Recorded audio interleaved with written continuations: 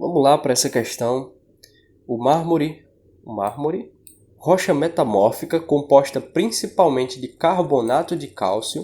Temos aqui a estrutura do carbonato de cálcio. É muito utilizada como material de construção e também na produção de esculturas. Entretanto, se peças de mármore são expostas a ambientes externos, particularmente em grandes cidades e zonas industriais, elas sofrem ao longo do tempo um processo de desgaste, caracterizado pela perda da massa da peça. Esse processo de deteriorização ocorre em função do quê? De quê? Então, ele basicamente ele está perguntando a você por que o mármore ele é desgastado, ou seja, ele vira pequenos farelos, ele vai perdendo sua massa, né? Pode-se dizer se dissolvendo, né? Porque aqui é uma chuva ácida que vai acontecer. Nós temos aqui a letra A. A letra A diz oxidação do mármore superficial pelo oxigênio. Pensa comigo, se você tem, por exemplo, um bloco, pensa um bloco de mármore. O bloco de mármore, a superfície dele é aquilo que está em contato com o ar, né? Não necessariamente em contato com o ar, mas enfim. Vamos pensar aqui, está em contato com o ar. No ar, a atmosfera, ela tem muito oxigênio. Nossa atmosfera ela é composta principalmente por nitrogênio, coisa de mais de 70% de nitrogênio. Mas existe oxigênio. Só que se, por exemplo, o oxigênio ele realmente oxidasse o mármore, a gente não ia encontrar mármore, aquela pedra de mármore, né, que sua mãe tem na casa, né, na pia lá. Aí você não ia encontrar aquela pedra daquele jeito. Aquela pedra iria sempre estar se desgastando porque o mármore iria estar se oxidando. Isso não é comum, beleza? Isso não é comum da gente ver. Letra B. Decomposição do mármore pela radiação solar. Olha, se você colocar, por exemplo, uma pedra de mármore, uma pedra não, quem faz geografia fica com raiva, né? Botar uma rocha de mármore no sol, cara, se você esperar um tempo ali, ela não vai se dissolver, ela não vai perder sua massa, não, vai ficar a mesma coisa. Ela pode até aquecer, mas ela não vai se decompor. Esse composto aqui, ó, CaCO3, não vai se decompor por causa disso. Então não é a alternativa correta. Letra C. Onda de choque provocada por ruídos externos. Como assim? Ele está falando de uma grande cidade, tem automóveis, tem barulho. Mas, cara, barulho, ruído, alguma coisa externo do material de mármore não vai fazer o desgaste dele. Você pode botar um paredão de frente a uma rocha de mármore, ele não vai se desgastar, cara. Ele pode tremer, mas ele não vai se desgastar. Não faz sentido isso aqui. Né? Vamos refletir aqui para marcar a alternativa correta. Letra D. Abrasão por material particulado presente no ar. Bom, o que é material particulado? Partícula, algo muito pequeno. O material seria algo. Então, por exemplo, areia, né? Algo parecido com areia, que é muito pequeno.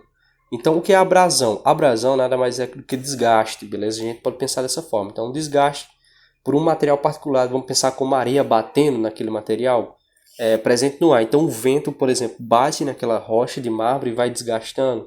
Cara, numa zona industrial, talvez não vente tanto a esse ponto de desgastar o mármore absurdamente dessa forma, beleza?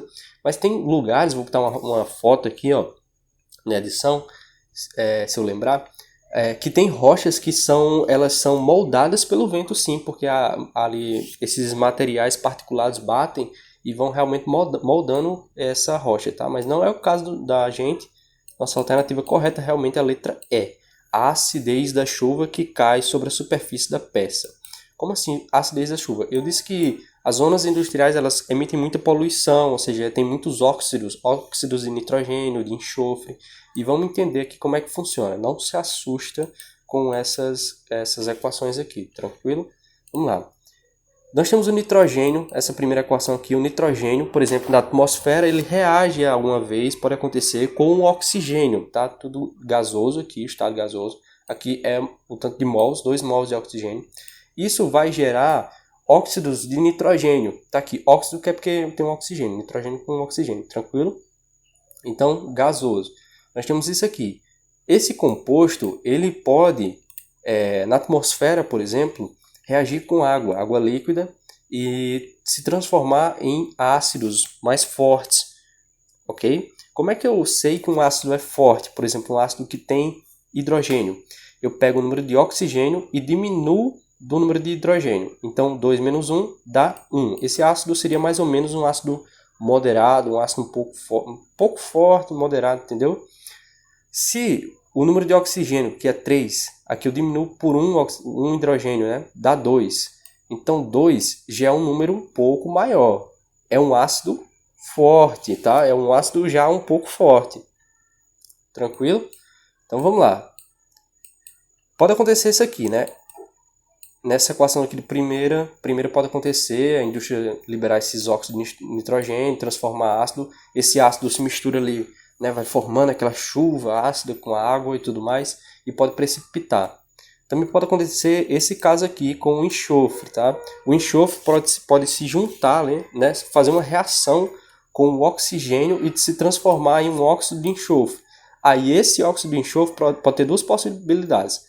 Essa primeira equação ou a de baixo. A primeira, esse óxido de enxofre vai reagir com água a início e vai se transformar em um ácido, que é forte, porque eu pego 3 oxigênios, menos um hidrogênio, tem um número 2. 2 a gente já considera, por exemplo, um ácido forte. Tá?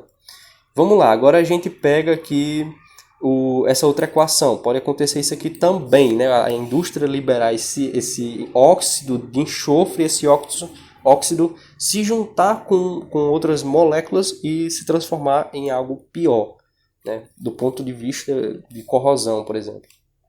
Então nós temos o óxido de enxofre reagindo com meio mol de oxigênio e se transformando em outro tipo de óxido de enxofre com um oxigênio a mais. Tranquilo? Aí esse óxido de enxofre vai reagir com água líquida, né? Vai se transformar ali numa chuva ácida e gera esse composto aqui, ó. Preste atenção. O ácido sulfúrico aquoso. Tranquilo? Isso aqui, quando precipita, é muito ácido, cara. É muito ácido. Então isso aqui vai prejudicar. Vai corroer estruturas, como o cara falou, né? Vai, por exemplo, atrapalhar a vegetação, deixar lagos mais ácidos. Então é basicamente isso que você tem que entender. Agora a gente vai para a parte da equação em que ocorre a corrosão, que eu vou botar aqui para você entender.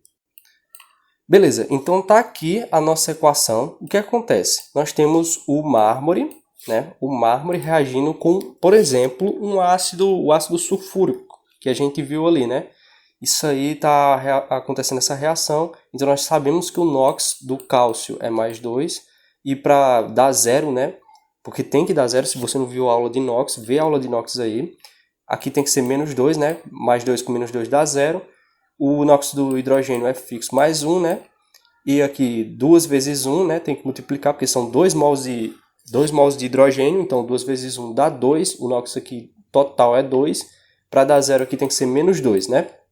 Então o que é que a gente vai fazer? A gente vai juntar positivo com negativo, porque eles se atraem, certo? Então a gente tem o cálcio, que é positivo, ele vai se atrair por esse outro composto aqui, que é negativo, e vai se transformar em um novo composto, ou seja, o mármore se decompõe, né? Se decompõe, vamos dizer, ele se desgasta, certo? Então se transforma em outra coisa.